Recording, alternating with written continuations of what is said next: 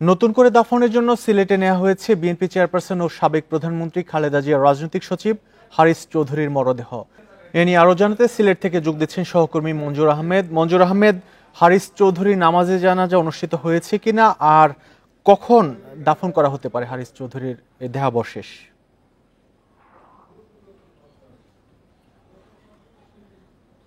দেখুন, বিএনপির সাবেক প্রধানমন্ত্রী বেগম খালেদা জিয়ার রাজনৈতিক উপদেষ্টা হারিস চৌধুরী আসলে তিনি মূলত একজন সিলেট বিভাগের একজন প্রবীণ রাজনীতিক ছিলেন। তিনি সিলেট জেলা বিএনপির প্রতিষ্ঠাতা সাধারণ সম্পাদক ছিলেন। 2001 সালের 3 সেপ্টেম্বর যখন তিনি মারা যান ঢাকার একটি হাসপাতালে, তিনি করোনা আক্রান্ত ছিলেন। তখন তার আগ থেকেই কিন্তু প্রধানমন্ত্রীর রাজনৈতিক সচিব হওয়ার পর থেকে যখন আওয়ামী লীগ ক্ষমতায় আসে তারপর থেকে তিনি আত্মগোপনে ছিলেন। তিনি দেশেই ছিলেন দীর্ঘদিন এবং মাহমুদুর রহমান নামেই তিনি ঢাকায় বসবাস করে আসছিলেন দীর্ঘদিন ধরে। সেখানে মৃত্যুর পর কিন্তু ঢাকার সাভারে তাকে দাফন করা হয়েছিল। তিনি মুক্তিযোদ্ধা ছিলেন, কিন্তু তাকে সে সময় রাষ্ট্রীয় যে সম্মান সেটুকু দেওয়া হয়নি।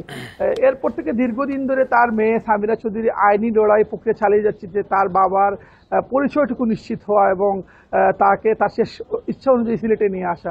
অবশেষে হাইকোর্টের একটি আদেশে তাদের ডিএনএ পরীক্ষার পর হারিস চৌধুরী সেটা প্রমাণ করতে পেরেছেন যে সামিরা চৌধুরী তিনি মাহমুদুর রহমানের হারিস চৌধুরী। তারপর থেকেই মূলত সিলেটে নিয়ে আসার বিষয়টি শুরু হয় এবং আজকে সকালে ঢাকা থেকে সিলেটে তার মরদেহ চলে আসে এবং সিলেট সার্কিট হাউসে রাখার পর বেলা 2:30টার দিকে তাকে শেষ শ্রদ্ধা নিবেদনের জন্য সিলেটের শাহিদগাহ এলাকায় তার মরদেহ নিয়ে যাওয়া হয় এবং সর্বস্তরের মানুষ, যার বিএনপির অঙ্গ সংগঠনের নেতাকর্মীরা তাকে শেষ শ্রদ্ধা জানান এবং শ্রদ্ধা জানানোর পর এখানে আসলে জানাজা অনুষ্ঠিত হয়নি, একটি দোয়া অনুষ্ঠিত হচ্ছে। যেহেতু আগেই তার দাফন কাজ সম্পন্ন হয়ে গিয়েছিল সে কারণে এখানে আর নতুন করে জানাজা অনুষ্ঠিত হয়নি এবং সেখানে একটি দোয়া মাহফিলের পরে কিন্তু তার যে গ্রামের বাড়ি সিলেটের কানাইঘাট উপজেলায় নিয়ে যাওয়া হয়েছে।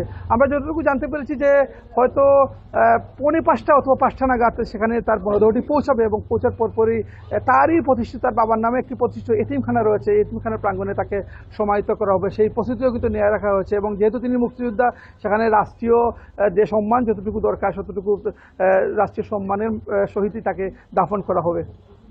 কিছুক্ষণের মধ্যেই হারিস চৌধুরীকে নতুন করে দাফন করা হবে। সিলেট থেকে সে খবর জানাচ্ছিলেন সহকর্মী মঞ্জুর আহমেদ।